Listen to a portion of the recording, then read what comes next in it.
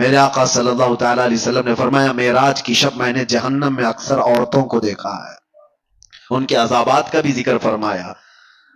ان میں سے ایک عذاب کا ذکر میرے آقا نے فرمایا کہ عورتوں کو بالوں سے باندھ کر کے سزا دی جا رہی تھی، اور ان کے بالوں میں پیپ اور خون بھرا ہوا تھا، اور فرشتے ان کو دردناک اذیتیں دے رہے تھے، عذاب میں مبتلا کر رکھے ہوئے تھے۔ پوچھا گیا کون سی عورتیں؟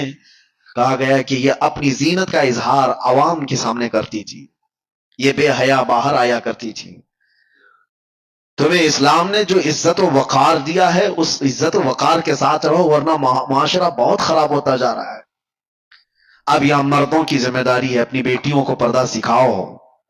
ننگی لا کر کے بازاروں میں گھمانے کو پوش نہیں کہا جاتا، بے حیا آدمی ہے وہ جو اپنی بیٹیوں اور اپنی عورتوں اور اپنی بہنوں کے پردے کے سلسلے میں آزاد خیالی کا اظہار کرتا ہے۔ نہیں، ہمارے یہاں تو یہ سب نہیں چلتا ہے، نہیں چلتا ہے۔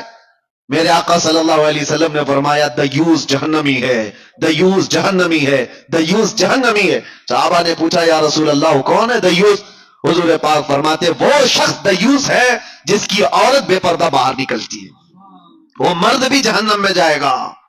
مرد کے بارے میں، عورت کے بارے میں اور مرد کے بارے میں۔ اور ایک بات میں آپ کو بتاؤں، مرد اپنی غیرت اور اپنی مردانگی کیسے اس کی پہچانی جاتی ہے؟ عرب والوں سے آج بھی پوچھو، عرب میں آج بھی جا کر کے پوچھو، آج بھی ان کے حالات اگرچہ بگڑے ہوئے ہوں، لیکن سگی بھابھی کو بھی کوئی دیور نہیں دیکھ سکتا وہاں۔ کئی ایسے میں گھر جانتا ہوں، کیونکہ ان کی غیرت ہے، اس کو مردانگی سمجھتے ہیں اپنی عورت کی حفاظت کرنا۔ یہ بے غیرت بے حیا لوگ ہیں جو اپنی عورتوں کا اظہار کرنے کے لیے باہر لے آتے ہیں، شک ہوتا ہے تم پورے ہو بھی کہ نہیں ہو، عورتوں کا اظہار کرانے کے لیے۔ اور اب تو فیشن بنا ہوا ہے، ایک خوبصورت عورت کسی کی آ گئی تو وہ دوستوں میں لا کر کے اس کو ملوا رہا ہے، اس کو دکھوا رہا ہے، دیکھو تمہاری بھابھی کیسی ہے۔ معاذ اللہ رب العالمین، تم زنا کے دروازے کھول رہے ہو، تم بے حیائی کے دروازے کھول رہے ہو۔ تمہاری عورت بازار کی زینت نہیں ہے جو لا کر کے دکھا رہے ہو۔ ارے موبائل دکھا دیا، گھڑی دکھا دیا، جوتے چپل دکھا دیا، سمجھ میں آتی ہے کہ چلو اس کی اپنی خوشیوں کا اظہار کر رہا ہے، اپنی بیوی کو دکھاؤ گے دوسروں کے پاس اور امید کیا رکھتے ہو سامنے والے سے؟